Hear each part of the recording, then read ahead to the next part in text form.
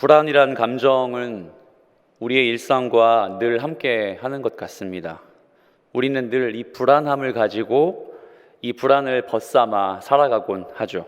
아침에 눈을 뜨면 누구나 불안과 염려로 이 하루를 시작하거나 혹은 잠들기 전까지 하루의 여러 가지 상황 속에서 내 마음을 옥죄는 여러 가지 불안 요소 때문에 마음의 어려움을 겪기도 합니다. 여러분은 주로 언제 이 불안함을 느끼십니까? 최근에 무언가에 의해서 불안한 마음을 가져보신 적 있으세요? 저는 최근에 원인을 알 수 없는 가슴 통증으로 고생한 적이 있습니다. 한의원도 갔었고 통증의학과도 가서 진료를 받았는데 원인을 찾을 수가 없었던 거죠. 그러던 중에 주변의 사람들이 이야기한 내용이 무엇이냐면, 혹시 심장에 문제가 있을 수 있으니까 심전도 검사를 받아봐라. 혹시 폐에 문제가 있을 수 있으니까 기흉이 아닌지 의심해봐라. 이런 이야기들이었습니다. 저는 그 이야기를 듣고 불안했습니다. 진짜 그런 병인가 해서 매우 불안했습니다. 심지어 이 통증이 며칠이 되니까 제가 마치 그 환자가 된 기분 같았어요. 스마트폰으로 심장 질환을 검색해 보니까 제가 아픈 느낌하고 너무 똑같은 거예요. 인터넷으로 기흉에 대해서 검색해 보니까 이건 제 병과 흡사한 것이죠. 그래서 매우 불안했습니다. 한 성도님께서 좋은 병원을 추천해 주셔서 그 선생님에게 진료를 받고 하루의 약 처방을 받고 그 통증이 싹 사라졌습니다. 그 통증이 싹 사라지면서 저의 무엇도 사라졌을까요? 불안감도 눈 녹듯 사라졌습니다. 단순히 갈비뼈에 염증이 좀 생겨서 통증이 있었단 그런 소견이 있었어요. 불안이라는 책을 쓴 아주 유명한 저술가인 알랭드 보통이라는 사람이 있습니다. 그 사람은 책에서 제가 이야기한 이 불안에 대해 다음과 같은 견해를 밝혔어요. 인생이란 하나의 불안을 다른 불안으로, 하나의 욕망을 다른 욕망으로 대체하는 것이다. 늘 하나의 불안을 해결하고 나면 예상치 못했던 또 다른 불안이 나의 마음을 괴롭히죠. 그런데 알랭드 보통은 이런 이야기를 하는 거예요. 불안이 불안만으로 끝나지 않는다. 불안은 알 수 없는 원인에 의해서 오는 게 아니라 무엇 때문에 온다? 내 욕심, 내 욕망 때문에 그걸 충족하고 싶어서 불안이 늘 내 마음속을 찾아오는 것이다. 그리고 그의 글에서 이런 대목이 있었습니다. 돈이 많은 사람이 불안한가? 높은 명예가 있는 사람도 혹시 불안할까? 그렇다. 그들도 다 불안하다. 하지만 그들의 불안은 더 많은 사람들에게 더 많은 물질로 더 많은 좋은 상황을 충족하고 싶고 욕심 갖고 싶어서 생기는 그 동기에 의한 불안감이다. 사랑하는 여러분, 여러분도 무언가가 얻고 싶고 어느 자리에 가고 싶어서 혹은 내 욕심을 충족하고 싶은데 채우지 못해서 느끼는 불안감 경험해 보셨습니까? 불안은, 우리가 늘 알고 있는 이 불안은 욕심이나 욕망에 의해서 생기는 것, 우리 중에 부인할 사람은 아무도 없을 겁니다. 사사기 시대를 살아가는 이스라엘 백성들에게도 이 불안은 예외가 아니었어요. 이들은 너무 불안한 나머지 여호수아가 죽고 난 후에 하나님을 향해 외쳐서 고백했죠. 너무 불안해서 하나님, 전쟁을 해야 하는데 어떻게 하면 좋겠습니까? 우리가 공부했던 1장 1절의 말씀입니다. 한번 화면을 보시며 읽어주시겠습니까? 시작!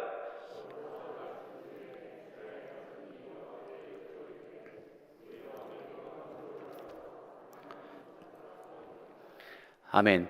그들이 불안한 나머지 하나님을 향해 외쳤습니다. 누가 싸우면 좋겠습니까? 그런데 그 동기가 무엇이었죠? 우리를 위해서, 하나님을 위해서 그동안 싸워왔던 이스라엘이 이 1장 1절의 질문을 가지고 해석해 본다면 하나님을 위해서가 아니라 우리의 불안을 위해서, 우리 때문에 싸울 자가 누구입니까? 라고 질문했던 걸 우리는 이미 알고 있습니다. 자신을 위해서 말이죠. 그래서 그들은 그 동기에 의해서 전쟁을 하고 나니 승리하지 못했습니다. 오히려 청동기, 무기를 갖고 있었던 이들은 상대 적국의 철병거의 무기가 너무도 좋아 보여서 그들을 정복하기, 그들을 이기기를 원하지 않고 그들의 문화와 그들의 전쟁 습관을 모방했다고 우리가 나눈 바 있죠. 이들의 욕망이, 이들의 욕구 불만이 하나님을 넘어서 삶의 충족을 채우기 위해 하나하나 조금씩 커져가고 있다는 걸 여러분 사사기의 내용을 조금만 아는 성도님들도 다 아시는 바가 되겠죠. 하나님의 기준을 망각하게 만들 정도로 율법, 하나님의 말씀 이거 있음에도 불구하고 그걸 지키지 않고 불안을 해소하기 위해서 하나님의 명령을 거스르고 있는 이스라엘의 백성들 우리가 알고 있습니다. 그런데 사랑하는 성도 여러분, 하나님은 그럴 때마다 이스라엘 백성들에게 기준을 제시하시죠. 잊어버렸던, 망각했던 그 기준을 기억나게 하도록 늘 그렇게 말씀하십니다. 그러니까 바꿔 말하면 하나님의 기준이 없어서가 이스라엘 백성이 불안한 게 아니었던 거예요. 그 기준이 희미해서 이들이 불안해서 하나님을 멀리했던 게 아니라 하나님의 명확한 기준을 의심하고 그 기준을 신뢰하지 못해서 그들은 불안했고 그 불안감을 곁에 있던 상대방 적국과 아주 큰 민족들에 대한 욕구 불만으로 그렇게 나타났던 것입니다. 그런데 사사기의 내용은 우리에게 참 우리가 살아가고 있는 21세기 2022년도의 한 성도님의 삶과도 참 똑같다 생각이 듭니다. 저와 여러분과 같이 말이죠. 왜요? 이 문제는요, 진짜 불안해서 삶이 어려워서 생기는 욕구 불만이 아니라 말씀은 우리에게 그 이유에 대해 정확하게 설명해 주고 있는데요, 그 이유가 무엇이냐면 2장 3절입니다. 그러므로 내가 또 말하기를 내가 그들을 너희 앞에서 쫓아내지 아니하리니 그들이 너희의 옆구리에 가시가 될 것이며 그들의 신들이 너희에게 올무가 되리라 하였노라. 근본적인 문제는 삶이 어려워서 욕구가 충족되지 못해서가 아니라고 사사기의 저자는 밝히고 있어요. 근본적인 문제가 뭐라고 나오죠? 너희의 신들의 문제였다. 즉 하나님 앞에서의 믿음의 문제였으며 하나님 앞에서의 존재인 우리 인간의 죄성의 문제란 사실을 사사기의 저자가 명확하게 설명해주고 있습니다. 이건 죄였어요. 불안이 죄였고 욕구를 채우고 싶은 게 죄였고 악이었어요. 왜요? 이건 내 삶의 부족의 문제가 아니었던 거기 때문이죠. 하나님 한 분만으로 만족하지 못하는 내 신앙의 민낯이 드러나기 일쑤였던 거예요. 그래서 사사기의 저자는 이건 너의 인생의 문제가 아니다. 이건 너희가 믿고 있는 바알과 아스다롯의 문제다. 즉 하나님을 불신하고 있는 문제의 드러남이다 라고 밝히고 있습니다. 그들은 바알과 아스다롯이라는 우상을 섬겼습니다. 여러분 성경을 읽으시면서 많이 나오는 우상의 이름이지 않습니까? 가나안 사람들이 믿었던 지역신, 토착신이었습니다. 여러분 바알은 어떤 신이었냐면요, 바알은 농사를 주관하는 신이었어요. 이 바알의 우상을 보면 투구를 썼고요, 번개 모양의 그 지팡이 혹은 창을 들고 있었습니다. 그 끝은 여러 가지 갈래로 갈라져서 마치 천둥 번개를 상징해서 누가 봐도 이 신은 농사를 주관하는 신이구나, 날씨를 주관하는 신이구나 라고 예측할 법합니다. 13절을 보면 이스라엘이 여호와를 버리고 바알도 믿었고 두 번째 신 나오죠. 아스다롯이라는 신도 믿었다고 나옵니다. 아스다롯은 바알의 와이프예요. 아내 신이라고 하는 여신입니다. 이 여신의 형상을 보면 가슴이 여러 가지가 있습니다. 엉덩이가 엄청나게 큰 우상의 형상을 가지고 있어요. 이 말이 무엇을 의미하죠? 다산을 상징하는 신이란 소리예요. 자, 바꿔 말하면 이들의 불안이 하나님을 거스르고 바알과 아스다롯을 섬겼더라. 이거 뭘 말할까요? 이스라엘 백성들은 430년 동안 애굽에서 종살이 했습니다. 그리고 가까스로 모세에 의해서 탈출하여 40년 동안 광야에서 지냈어요. 그러면 약 500년 동안 이들은 인간구실하지 못하고 살았던 것이죠. 바꿔 말하면 무언가에 에너지를 투자해서 소출을 거두고 영리활동을 해서 정착하는 생활은 자그마치 500년 동안 불가했던 겁니다. 그런데 애굽을 떠나 광야를 지나 약속의 땅 가나안에 들어가고 나니 이들의 삶이 어땠죠? 우리 민족이 500년 동안 겪었던 삶과는 천지 차이였던 거예요. 그들은 농산물을 많이 얻었고 동물을 많이 길렀으며 포도가 무성했고 우리가 알고 있다시피 젖과 꿀이 흐르는 엄청난 땅이었습니다. 그러다 보니 그 날씨를 주관하는 바알과 이들의 엄청난 국력을 자랑하는 다산의 신인 아스타롯을 섬기지 않을 수가 없었던 겁니다. 그들의 신을 섬기면 우리도 농산물 많이 얻을 수 있겠지. 그들의 신을 믿으면 내 아내도 아이를 많이 가져서 우리 민족이 더 강해질 수 있겠지. 그들은 그래서 바알과 아스타롯이 너무너무 필요한 신이었어요. 더 이상 떠돌이 생활, 유목민의 생활을 하지 않을 수 있게 되었어요. 그래서 이 두 신이 우리 민족을 사랑하기만 하면 우리도 가나안 민족처럼 살 수 있지 않겠습니까? 그래서 그들은 가나안 정착과 동시에 하나님을 멀리하고 바알과 아스다롯이라는 신을 동시에 섬기게 되었습니다. 사랑하는 성도 여러분, 이 점에서 우리가 이스라엘 백성의 불신앙에 대해 좀 깊이 묵상해 보시면 좋겠습니다.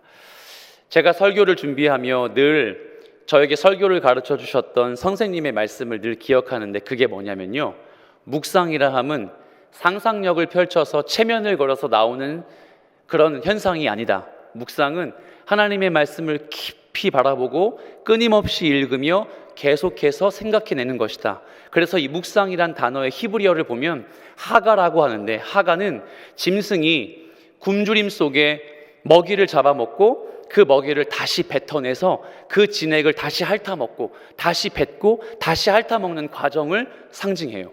그렇다면 묵상은 뭘까요? 이 말씀을 깊이 뱉어내어 먹고 뱉어내어 마시는 과정이겠죠. 그러면 우리가 오늘 이 말씀을 깊이 묵상해 봅시다. 이스라엘 백성들이 정말 하나님을 떠나 하나님이 불만족하여 바알과 아스다롯을 믿었을까요? 그들이 정말 하나님을 멀리하고 이 두 신만 믿었을까요? 아무리 봐도 그렇지 않아요. 이들은요, 늘 하나님을 향해 똑바로 두 눈 시퍼렇게 뜨며 반격했습니다. 하나님, 우리가 언제 하나님을 거부했다고 이러십니까? 우리가 언제 하나님을 부인했다고 이런 말씀하십니까? 오히려 말라기 말씀 보면요, 섭섭하다고 이야기해요. 서운하다고 이야기합니다. 그 말은 즉슨 이스라엘 백성들은 하나님을 떠난 적이 한 번도 없었다는 말이에요. 단지 하나님을 믿고 농사를 주관하는 바알도 믿었을 뿐입니다. 하나님도 믿고 다산을 상징하는 아스타롯을 믿었을 뿐입니다. 하나님은 전쟁의 신이지 우리에게 농사를 도와주실 신은 아니었다고 하나님을 오해했다는 말이에요. 사랑하는 성도 여러분, 우리가 신앙생활을 하며 간혹 하나님을 오해하는 경향이 있습니다. 이 점은 내가 할 거고, 내가 하지 못하고 크고 은밀한 일은 하나님이 나의 삶을 인도하시는 거야. 그래서 이 일은 내 힘으로, 내 에너지로, 내 결정권으로 충분히 할 수 있어. 그리고 내가 하지 못하는 어려운 일들은 하나님이 도와주셔야 돼. 어쩌면 하나님은 우리의 모든 인생사를 주관하시고 가장 선하고 의로운 길로 인도하시기 위해 다 계획해 놓으셨지만, 우리의 우둔함이 하나님을 너무도 오해하고 있어서 하나님이 하실 일을 스스로 거두기도 하고 하나님이 하실 만한 그 일을 스스로 부인하기도 하지 않습니까? 이미 수천 년 전 이스라엘 백성들은 이 신앙의 시행착오를 매번 겪고 있었던 겁니다. 그래서 그들은 여호와의 능력의 한계를 생각하고, 그래 맞아, 바알이 농사의 신이었지, 하나님은 잠시 저기 멀어서 저기 밀어두고 바알께 제사를 드리자. 그래 맞아, 다산의 신인 아스타롯이 우리 민족을 강하게 해줄 거야, 아이를 많이 낳게 해줄 거야. 그때 잠시 하나님을 저 뒤로 밀어주고 그 신을 믿도록 하자. 이것이 바로 불신앙입니다. 이게 바로 하나님을 오해했던 이스라엘 백성들의 민낯이었던 거예요. 저와 여러분이 예배자로 그리스도인으로서 살 때 마치 사사기 시대를 살아가는 이스라엘 백성들의 이런 시행착오가 우리에게 없는가 한번 반추해 보셨으면 좋겠습니다. 한번 고민해 보셨으면 좋겠다는 것이죠. 하나님은 이미 준비 태세를 갖추시고 나의 삶을 완벽한 길로 인도하시고자 하는데 나는 그걸 거절하고 있는 거예요. 그걸 부인하고 있고 내 안의 에너지에 힘을 팍 주고 하나님이 거하실 그 처소를 부인하고 있지는 않은가. 우리가 한번 고민해 봐야 할 때인 것 같습니다. 여러분, 이스라엘이 믿음이 부족해서 하나님을 멀리했을까요? 여러분, 이스라엘이 다른 민족들보다 잘 까먹어서 망각하는 존재여서 하나님의 하나님 되심을 거절했을까요?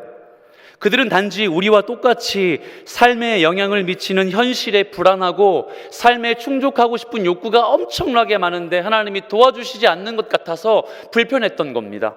불안했던 것이고요, 그렇게 하나님을 거부하고 싶었던 거예요.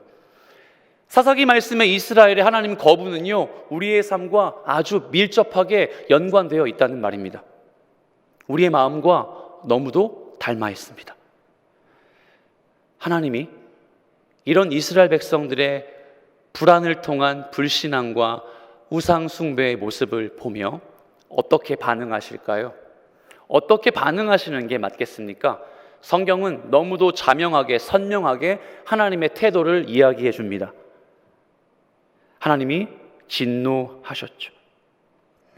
14절 말씀에 이렇게 나와 있습니다. 자, 여러분이 한번 읽어주세요. 시작.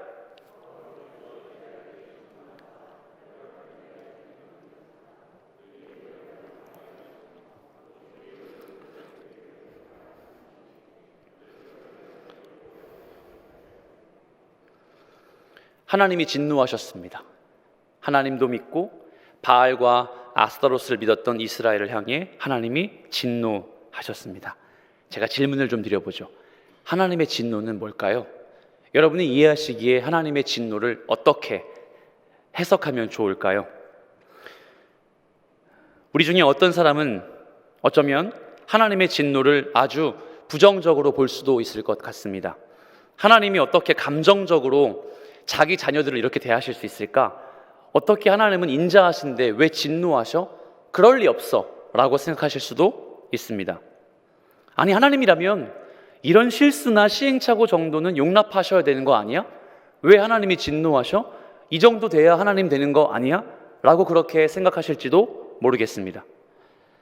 하지만 하나님의 진노는 우리가 했을 법한 화나 분노, 진노와는 거리가 상당히 멉니다. 물론 그 진노가 하나님의 스스로의 감정 표현인 것은 맞죠. 하지만 우리가 우리 주변의 사람에게 혹은 여러분의 자녀들에게 했던 화나 분노의 방식과는 질적으로 다르다는 걸 꼭 기억하셔야 돼요. 하나님의 진노의 방식은요, 우리가 취하는 감정적인 표현과는 완전히 다르기 때문입니다. 이런 말이 있죠. 사랑의 반대는 진노와 미움일까요? 아니요. 사랑의 반대는 무엇이죠? 무관심이라는 그런 말도 있지 않습니까? 하나님은 지금 진노의 방식으로 우리가 세상에서 쓰는 이런 문장과 같은 하나님 스스로의 진노 방식을 선택하셨습니다. 하나님 편에서는 하도 많이 불순종하고 배교하는 이스라엘 백성들에게 지쳐서 이제 좀 넌덜머리가 나서 그만해라, 이제 좀 그만해라 한탄하실 수도 있겠죠. 또 하나님 편에서는 내가 참을 만큼 참았지, 더 이상 너희에게 사랑과 관심을 거두고 저기 저 바벨론에게, 저기 저 아수르에게, 저기 저 블레셋 사람들에게 시선을 옮겨 내가 그들을 선택할 거야 라고 할 수도 있습니다. 그런데 하나님은 그렇게 진노하지 않으셨어요. 그는 이렇게 진노하셨습니다. 14절을 화면으로 한번 띄워주시겠습니까? 노력하는 자의 손에 이스라엘을 넘겨주셨습니다. 이스라엘 주변 백성들에게 이스라엘 백성들을 넘겨주셨습니다. 대적의 손에 자기 새끼를, 자기 자녀를 팔아버리셨어요. 이게 하나님의 진노의 방식입니다. 여러분, 이렇게 들으시니까 되게 절망적이지 않습니까? 어떻게 자기 새끼를 팔죠? 어떻게 자기 자녀를 그렇게 팔아넘길 수 있습니까? 라고 말이죠. 그런데 자세히 한번 생각해 보십시오. 자, 잘 따라와 보세요. 이스라엘 백성들은요, 현실의 만족 때문에 하나님을 버렸습니다. 농사 짓고 싶어서 바알을 선택했고요, 아이들 많이 낳고 싶어서 하나님을 선택하지 않고 우상을 경배했습니다. 이들은 지극히 현실의 문제에 욕구 충족하고 싶어서 하나님을 떠났습니다. 그런데 하나님은 어떻게 진노하시는지 아세요? 똑같이 그 현실에 두 손 두 발 쓰지 못할 정도의 아픔과 안타까움으로 그들을 진노하신 거예요. 이들이 바벨론에게 멸망당했을 때, 이들이 나중에 로마의 식민지가 되었을 때 그들은 지금보다 오히려 광야 생활보다 더 아무것도 할 수 없는 두 손 두 발 묶인 식민지 꼴이 되어버렸기 때문입니다. 하나님은요, 어쩌면 이스라엘을 향해 눈에는 눈, 이에는 이의 방식으로 자기 사랑의 방식을 그렇게 전달하고 있다는 말이에요. 바꿔 말하면 현실을 도피하고 싶고 현실을 채우고 싶어서 하나님을 떠난 백성들에게 더 극한 현실의 어려움으로 되갚아주는 하나님의 진노는요, 이거예요. 나 없으면 못 살겠지. 하나님의 은혜 없으면 한순간도 버틸 수 없는 거 이제 좀 알겠지. 너희가 추구하는 돈, 너희가 추구하는 명예, 건강, 자녀의 축복, 너희 일상의 모든 문제 하나하나 나 여호와 하나님이 관여해야만 너희가 두 손 두 발 뻗고 행복하게 살 수 있는 걸 알겠지? 라고 말씀하기 위해서 하나님의 진노는요, 그 현실적인 방법을 이용하셔서 우리에게 다가오신다는 사실이에요. 사랑하는 성도 여러분, 하나님의 방식은, 하나님의 진노의 은혜는 우리에게 매우 실제적입니다. 하나님을 떠나 더 높은 이익을 추구하기 위한 삶을 선택했을 때 하나님은 어쩌면 그 이익을 거두어 가심으로 이렇게 말씀하실 수도 있는 거예요. 그래, 이것도 내가 하는 거야. 더 좋은, 더 건강한 내 삶을 추구하기 위해 하나님을 조금 더 멀리 했을 때 어쩌면 하나님은 하나님의 은혜 없이 건강도 없다는 걸 말씀하시기 위해 우리에게 병과 아픔을 주실 줄도 모르겠습니다. 하나님은요, 그래서 우리에게 이 말씀을 하시는 거예요. 나 없이, 하나님의 은혜 없이 하나님의 백성, 성도는 한순간도 버틸 수 없다. 여러분, 이 말씀에 은혜가 되신다면 이렇게 한번 속으로 고백해 보십시오. 맞습니다, 주님. 제가 가진 모든 물질, 저의 자녀, 저의 건강, 심지어 성일교회 공동체에서 신앙생활하는 나의 직분까지도 하나님의 간섭과 은혜 없이, 오늘 본문에서 배우는 하나님만의 진노의 방식 없이는 감당할 수 없음을 고백합니다. 이 은혜 여러분에게 있으시길 예수 그리스도의 이름으로 축복합니다. 아멘. 이제 좀 하나님의 진노 방식이 이해가 되십니까? 도대체 하나님의 진노를 어떻게 이해해야 되는지 이제 좀 납득이 되시죠? 그래서 하나님을 향해 우리는 이렇게 부르는 것이죠. 하나님, 나의 삶의 주권이 하나님께 있습니다. 나의 삶의 주재권이 오로지 내 주 되신 예수 그리스도에게 있습니다 라고 부르는 겁니다. 그래서 하나님은 그 진노의 방식으로 이스라엘 백성들을 다시 원래의 자리로 되돌려 놓고 싶으셨던 겁니다. 다른 무엇도 의지할 수 없게 만들고 오로지 하나님만 바라볼 수 있게 만드는 그 하나님의 진노의 방식을 우리가 함께 묵상하는 것이죠. 더 깊이 한번 하나님의 진노에 대해 들어가 볼까요? 16절에 이렇게 나와 있습니다. 자, 16절 화면을 띄워주시고요. 16절 말씀 읽어보겠습니다. 시작.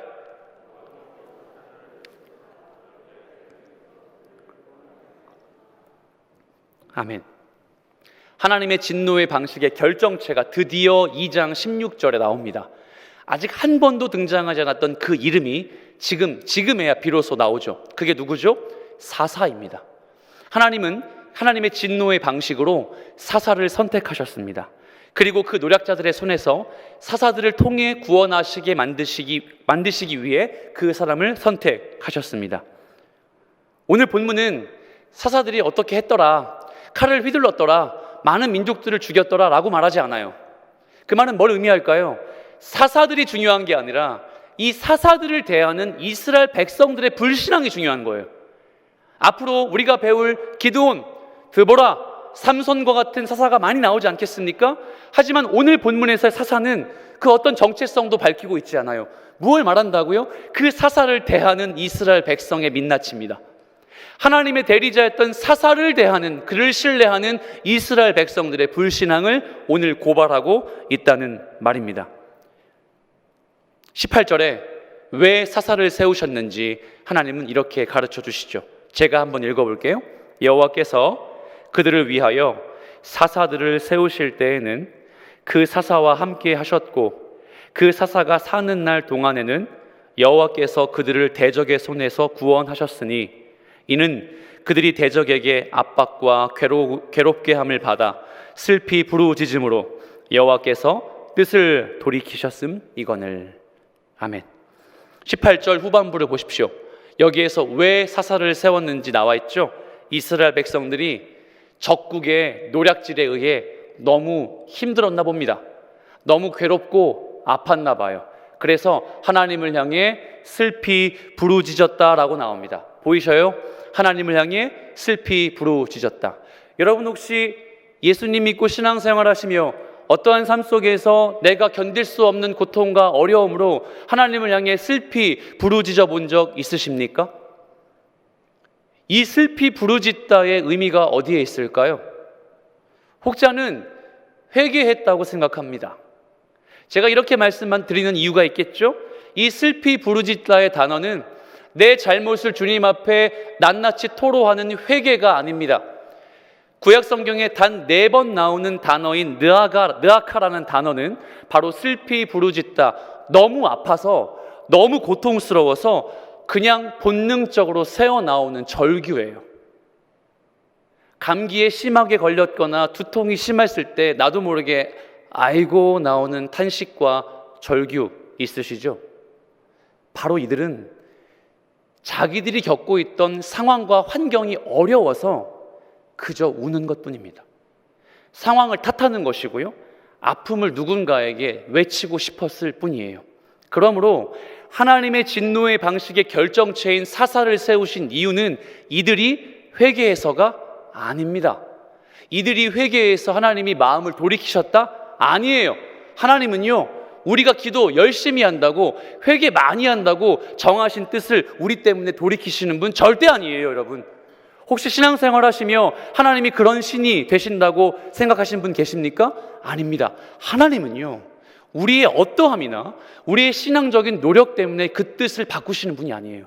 이미 우리의 모든 원대한 계획과 하나님의 구원사에 대한 정확한 계획을 정해 놓으셨어요. 그리고 그 정한 계획을 실행하시는 것이죠. 한 유명한 예배 인도자가 이런 이야기를 했어요. 하나님께 은혜를 구할 때 하나님 저의 편이 되어 주십시오라고 이야기하는 것이 아니라 하나님 제가 하나님의 편입니다. 하나님의 뜻을 구합니다 라고 외치는 게 예배자의 가장 원초적인 고백이다, 이런 말을 한 적이 있어요. 여러분, 이 말이 어떤 뜻일까요? 하나님은 우리를 위해 존재하시는 분이 아니에요. 하나님은 우리의 회개 때문에 마음을 바꾸시는 분도 아니고요, 신앙생활 잘했다고 더 축복을 배가시키시는 분도 아니에요. 이미 가장 좋은 것으로 주시기를 결정하신 분이에요. 그래서 하나님이 사사를 보내신 이유가 어디에 있다고요? 회개해서가 아니라 하나님이 이미 정하셨기 때문입니다. 성경 말씀을 보면 이 이스라엘 백성들을 향한 하나님의 계획을 이미 소개한 바 있습니다. 그게 누굴까요? 이 사람들의 조상이죠. 아브라함입니다. 아브라함을 통해 훗날에 내가 너의 후손들을 바다의 모래와 같이, 저 하늘의 별과 같이 가장 빛나게 할 것이다. 너희들을 끝까지 나의 의롭고 강한 오른손으로 인도할 것이다 라고 이미 언약하신 바 있어요. 하나님이 사사를 보내신 진노의 방식은 우리 때문이 아니라 언약 때문입니다. 이 말은 즉슨 하나님 스스로 결정하신 이유 때문인 것이죠. 그래서 우린 그걸 은혜라고 부르는 거예요. 혹시 여러분 신앙생활 하시며 은혜, 모든 것이 은혜라고 고백하신 적 있죠? 그 고백의 원천이 무엇이라고요? 나 때문에 주신 게 아니라 나와 관계없이 하나님 편에 정해놓으신 계획 때문에 은혜예요. 그 계획 때문에 나에게 왔는데 세상에 그게 너무 좋은 거예요. 이미 내가 감당할 수 없을 만큼 크고 대단한 것들이에요. 그래서 우리는 절로 이렇게 고백하게 되는 거죠. 그게 은혜구나. 사랑하는 여러분, 은혜를 누리시길 축복합니다. 그 은혜는요, 여러분보다 신앙이 연소한 제가 이런 말씀을 감히 드릴 수 있는 것은, 그 은혜는요, 내 건강 때문에 은혜가 아닙니다. 내 물질 때문에 은혜가 아니고요, 내 직분 때문에도 은혜가 아닙니다. 은혜는 하나님이 주시는 구원 때문에 은혜입니다. 이미 그 구원으로 우리에겐 가장 완벽한 은혜의 원천을 제공받았던 것이죠. 그런데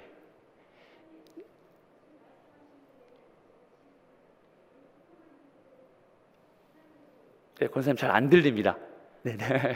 자, 말씀을 이어가겠습니다. 그런데 이 은혜에도 불구하고 하나님의 백성들이었던 이스라엘은 하나님을 향해 순종하지 않았습니다. 자, 17절 말씀에 이렇게 나와 있죠. 자, 여러분이 한번 읽어주세요. 시작.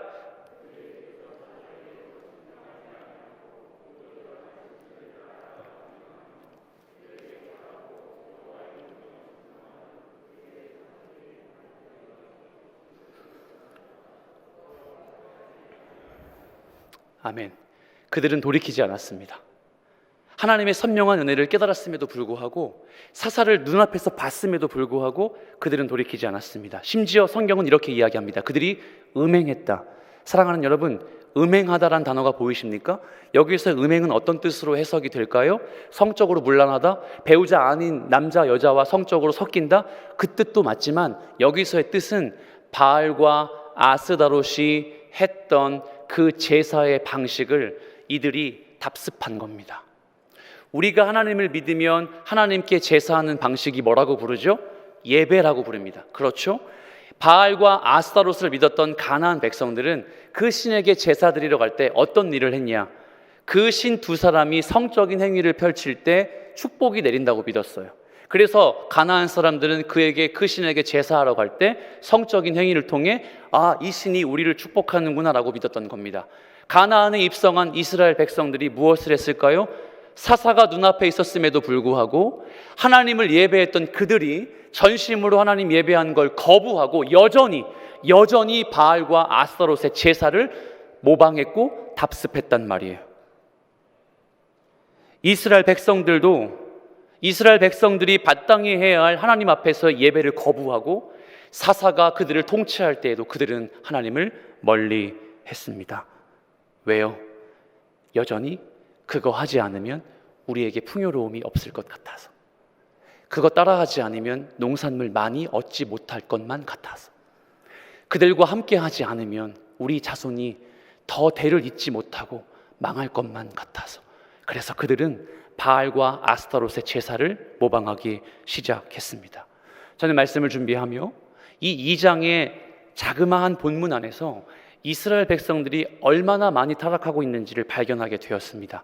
오늘 본문 말씀의 제목을 제가 이렇게 지었죠. 하나님 신뢰의 하양 곡선이라고 말입니다. 자, 여러분, 우리가 함께 세 구절의 말씀을 볼 텐데, 어느 정도 하나님이 진노하셨음에도 불구하고, 사사를 보내셨음에도 불구하고 이들이 이렇게나 타락하고 있는지를 우리가 눈으로 확인하게 될 것입니다. 자, 2장 7절입니다. 자, 7절은 여러분이 한번 읽어주세요. 시작.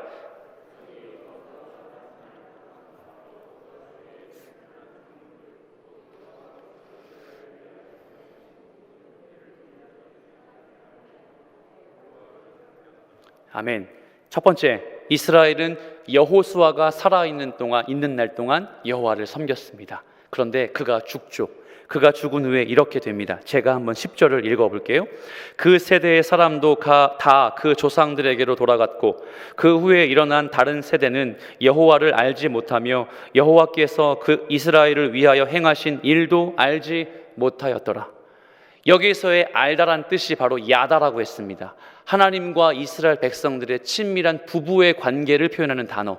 그런데 그때 당시에 이스라엘은 하나님을 알지 못했습니다. 단지 여호수아 한 사람 죽었을 뿐인데, 이 지도자 한 사람 하나님 품으로 갔을 뿐인데, 하나님의 백성들의 믿음은 점점 더 하얀 곡선을 그리며 저 밑으로 알 수 없는 그곳으로 계속해서 파헤쳐가고 있다는 걸 우리가 보게 되죠.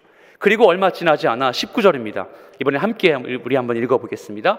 시작. 그 사사가 죽은 후에는 그들이 돌이켜 그들의 조상들보다 더욱 타락하여 다른 신들을 따라 섬기며 그들에게 절하고 그들의 행위와 패역한 길을 그치지 아니하였으므로, 하나님이 진노하셔서 보낸 사사가 그 백성들을 지켰음에도 불구하고 여호수아가 살았을 때의 하나님을 아는 삶의 방식은 온데간데 없고, 오히려 바알을 따라 숭배하며 그들의 제사를 모방하고, 심지어 가나안 사람들이 가는 길의 방향을 쫓아 그들의 패역한 길로 가는 이스라엘의 민낯을 2장이라 하는 이 조그마한 장 안에서 우리는 확인할 수 있다는 말입니다.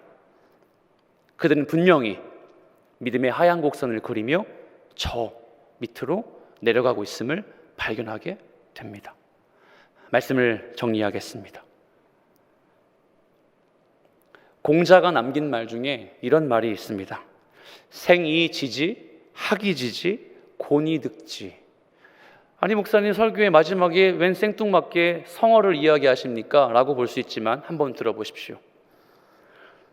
사람은 나면서부터 저절로 알기도 하고, 어떤 이는 인생을 살다 도를 배워 득도해서 지혜를 깨닫게 되는 사람도 있다.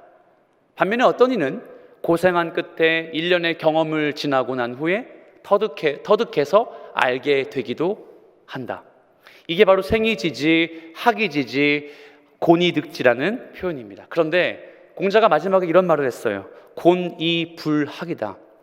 그런데 그 중에는 아무리 고생해도 아무리 경험해도 그 지혜와 그 진리를 터득하지 못하는 사람, 아무리 해도 배우지 못하는 사람이 있다라고 말하죠. 제가 말씀의 마무리에 이런 이야기를 남기는 이유는 바로 이스라엘 백성들이 그랬기 때문입니다. 이스라엘 백성들은 제 아무리 하나님의 은혜를 경험해도 그때뿐이었죠. 하나님의 은혜를 두 눈으로 발견하고 목도해도 여호수아 때뿐이었습니다. 심지어 하나님이 극한 진노의 방식으로 그들을 조정하려 하실지라도 그들은 하나님의 그 뜻을 전혀 알지 못했습니다. 그 삶이 힘들어 죽을 것 같아서 슬피 부르짖긴 했지만, 아이고 죽겠다고 내 삶이 힘들다고 처절하게 몸부림치기는 했지만 하나님의 뜻을 끝내 알지 못했습니다. 여전히 믿음의 하얀 곡선을 그리며 하나님께 멀어지고 있는 이스라엘 백성을 보게 됩니다. 말씀을 정리하며 사랑하는 여러분, 이 이스라엘 백성들의 믿음의 하얀 곡선이 우리에게 어떤 교훈이 될까요? 바로 우리가 그렇기 때문이죠. 하나님 앞에 모든 인간은 아무리 애를 써도 하나님의 그 능력과 지혜를 알 수 없습니다. 우리가 아무리 많은 경험과 아무리 많은 은혜를 받아도 곤이득지할지라도 하나님의 하나님 되심은 우리의 죄성과 부족한 존재가 전혀 그의 충만하심을 알지 못하는 것이죠. 그래서 하나님을 알려고 안간힘 쓰고 여러 가지 직분을 맡으며 하나님 앞에서의 공적을 쌓으려고 애를 쓰는 그 어떤 신앙인이라 할지라도요, 그는 하나님을 알지 못하는 거예요. 왜요?